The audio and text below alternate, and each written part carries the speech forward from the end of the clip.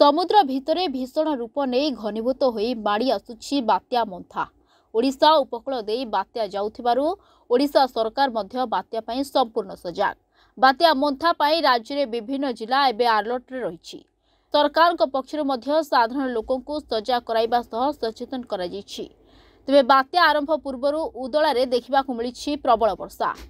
सकाळु सकाळु कप्तिपदा उपखंडर विभिन्न जगार तुहाको तुहा वर्षा आरंभ होइछि। पाणीपाग विभाग निर्देश अनुसार दक्षिण ओडिशा फुल अलर्ट रे थिबा बेले उत्तर ओडिशा रे केवल वर्षा पई लोकंकु सजग हेबाकु निर्देश जारी करा जाइछि। वर्षा पूर्वर मध्य उदला अंचल रे किछि चासी मध्य निजर धान चाषको काटी सुरक्षित स्थान को नै आसिथिबा बेले किछि पाचिला फसल नष्ट हेबार आशंका रहिछि। तबे बात्या को नजर रे रखि स्थानीय प्रशासन मध्य सजग रहिछि। जो बात्या मोन्था आसुछि तार प्राक सूचना तो माने सकाळ पाखरु जना पड़लानी।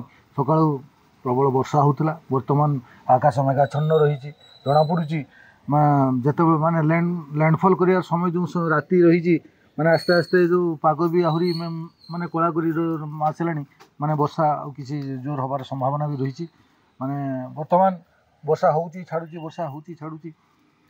दक्षिण ओडिशा रे तार प्रभाव जदिवा अधिका रही आम उत्तर ओडिशा रे कम रही तथापि किंतु वर्षा अनेक हबार आशा करा। पवन तो तार कहीं सूचना कहीं जना पड़ूनी किंतु भगवान को तार पवन नहेले भल हमता बोले माने मु भाबुची जो बात्या होचे हमर उद्वार सकाळ टिके वर्षा जोर हेतिला तापर आस्ते आस्ते कौन तो आकाश मेघ अंधार होगी रही वर्षा हेले बहुत क्षति हबो।